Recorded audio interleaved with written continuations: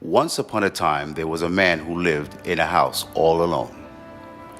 He brought a stray puppy home with him one day to keep him company.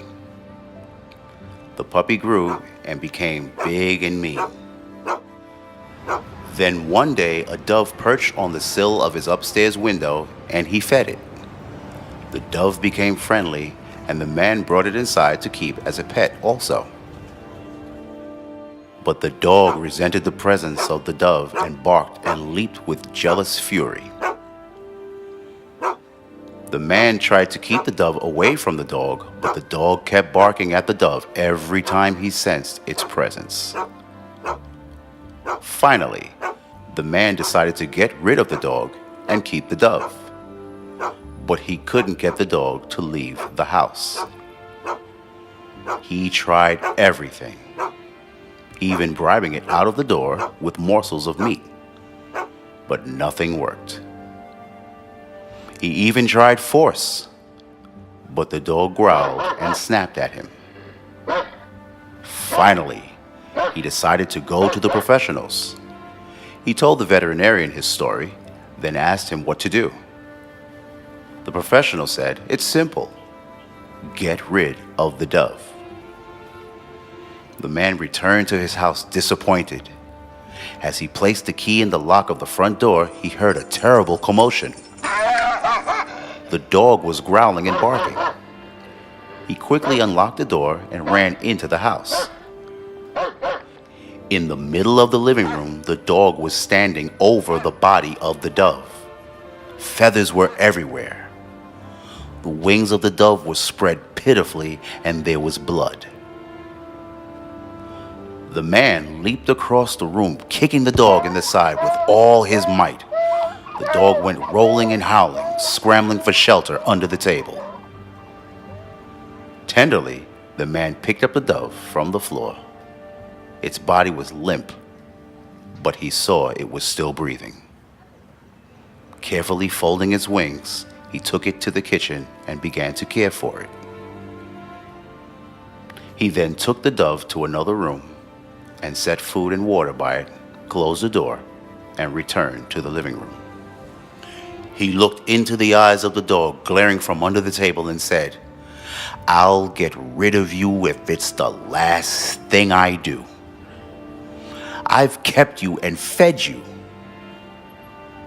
There was a sudden and long silence as the man stood staring at the dog. He froze with thought. Turning and staring out the window, he snapped his fingers loudly and said, "Of course. Why didn't I think of that before?" He turned to the dog and said to the dog with a low tone filled with glee, "Your days are numbered."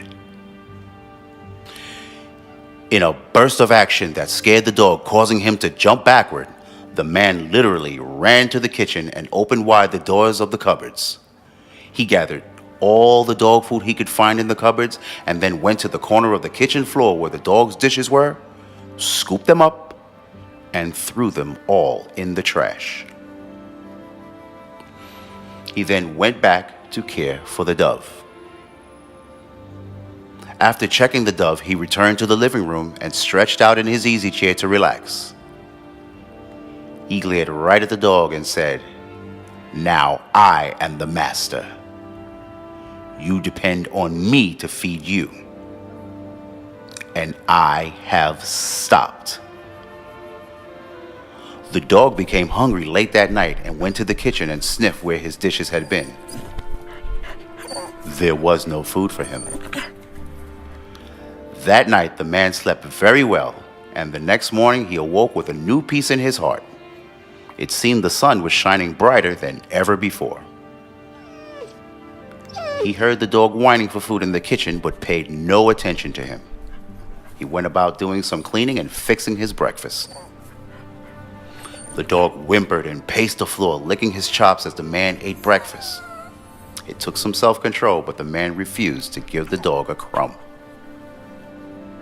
When he finished eating, he went in and fed the dove. Day by day, he noticed the dove was getting stronger, but the dog was getting weaker. While he lost all concern for the dog, his care for the dove was meticulous. Each day he fed the dove and starved the dog. Each day the dove became stronger and the dog became weaker. Finally, the day came. He walked over where the dog was laying on the floor, grabbed him by the collar and drug him across the room, over the threshold, and out into the yard. He returned to the house and fed the dove. Today, the dove is well and flying around the house again. The dog? Oh, he's adjusted to his life outside quite well. The dog, you see, is the flesh nature. The dove, as you may know, is the Holy Spirit that has come to dwell in us.